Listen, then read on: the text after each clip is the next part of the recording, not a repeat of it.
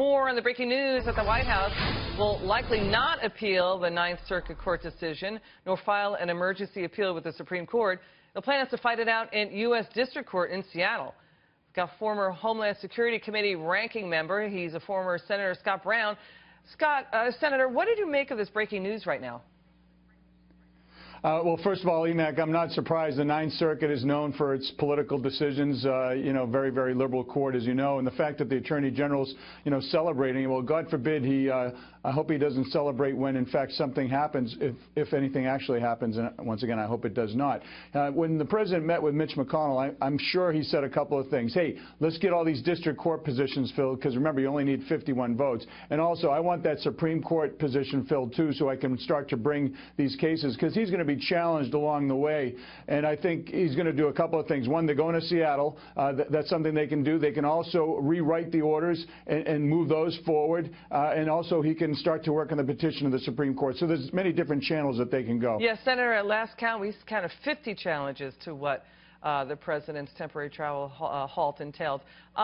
Did you expect a 3-0 decision? Were you surprised at that? No, one of the justice that actually dissented is somewhat strong in law and order issues and border security issues, but I didn't expect the President to win. They obviously have to go and just then has the opportunity to criticize that decision. Listen, I went to law school.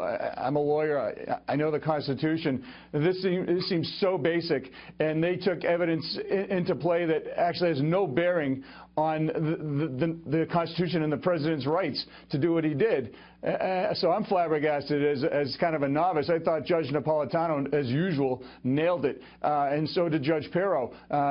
They're wrong, and I hope our country's not going to be less safe as a result of it. Yeah, and what was striking was the incompetence that has been pointed out by legal analysts who watch this case.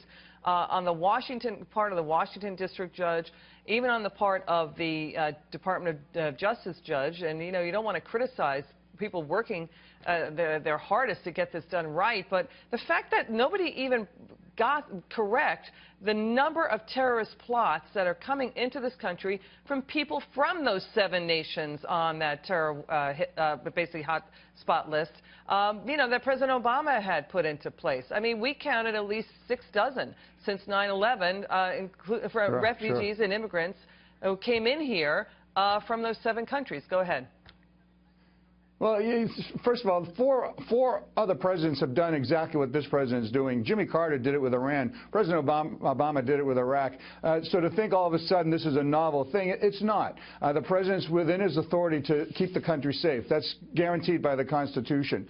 The problem that I have is that, you have courts, once again, being political. And I don't care about criticizing the judge. What I do care about, though, is the bad decision that this court is doing and now potentially giving constitutional rights for people who aren't citizens and aren't even in the country. Yeah, haven't stepped foot in the country. How wacky are things going to get, Emac? That's a good point. It just shows me it's so blatant, the attacks on this president from the left, the right, the establishment, the courts, the activist groups. He doesn't even have a full cabinet. This is so insulting that he can't even get his people there to work, and then we're getting criticized from our own side saying, oh, he's not doing enough quick enough. Well, give him the tools to do his job first. How about that? All right. Thank you, Senator Brown. Always great to have you on the show. Love having you on.